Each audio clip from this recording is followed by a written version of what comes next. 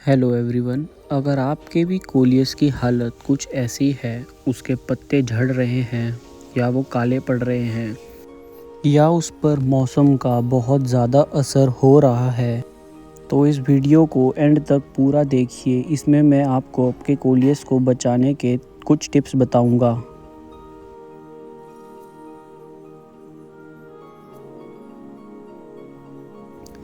तो सबसे पहले तो हमें कोलियस को धुंध से बचाना है और उसको अंदर रखना है घर के, और ऐसी जगह पे रखना है जहाँ पे उस पे कुछ क्षण के धूप आए, जैसे कि मैंने रखा हुआ है यहाँ पे। इसको मॉर्निंग की 4 से 5 घंटे की इनडायरेक्ट सनलाइट मिलती है।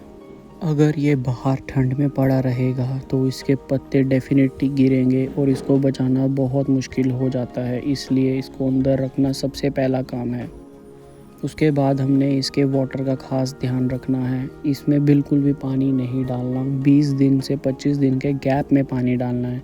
इसके जितने मर्जी पत्ते झड़ते रहें, जैसे कि मेरे भी झड़ रखे हैं, लेकिन मैं फिर भी इसमें पानी नहीं डालता हूँ।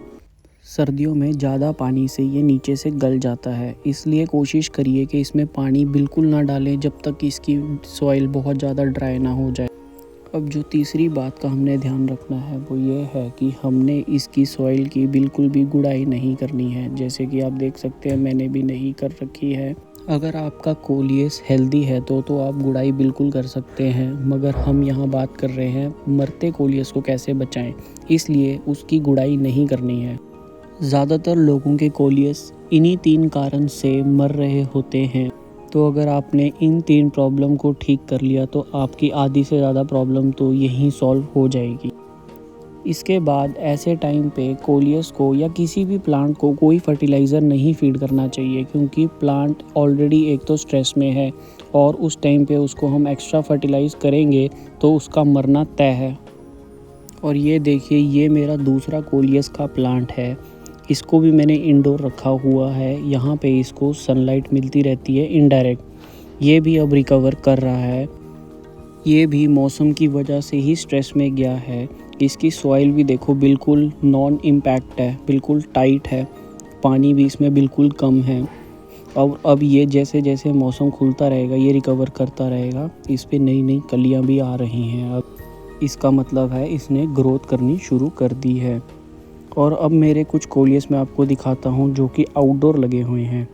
ये मेरा कोलियस का प्लांट धरती में लगा हुआ है, इसलिए आप देख सकते हैं ये पूरी सर्दी भी बर्दाश्त कर गया है। इस पे धुंध का भी कुछ खास असर नहीं हुआ है।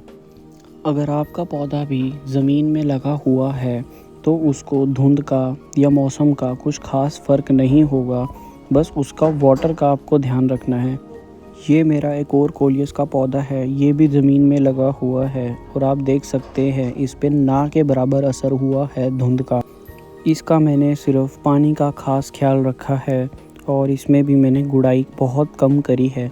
इसको मैंने कोई भी फर्टिलाइज़र फीड नहीं करा सर्दियों में, क्योंकि सर्दियों में कोलियस का ग्रोइंग सीज़न नहीं होता है।